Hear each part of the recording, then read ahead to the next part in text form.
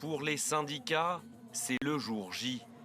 Rassemblés en front uni pour la première fois depuis 2010, ils espèrent que la mobilisation de ce jeudi donnera le ton, à commencer par la CGT de Philippe Martinez, prêt à cette première bataille avec le gouvernement. On est d'accord sur le fait de dire que cette réforme elle est injuste. Nous, notre souci, c'est de dire pas d'allongement de l'âge de la retraite, pas d'allongement de la durée des cotisations.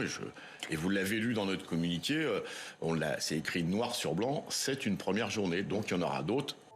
Ligne rouge pour les syndicats, le recul de l'âge légal de départ à la retraite de 62 à 64 ans, mais aussi l'allongement progressif de la durée de cotisation, 43 ans pour une pension à taux plein.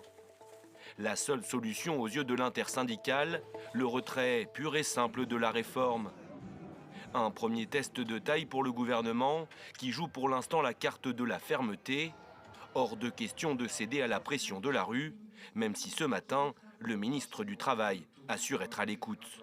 Il y a toujours des messages à entendre, des messages à écouter dans un mouvement social. La réforme que nous présentons aujourd'hui, celle que nous avons présentée avec la Première ministre il y a 8 jours, 9 jours aujourd'hui, est une réforme qui a changé par rapport à il y a 4 mois.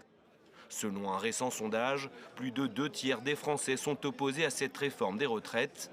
Les syndicats espèrent 1 million de personnes dans les rues ce jeudi.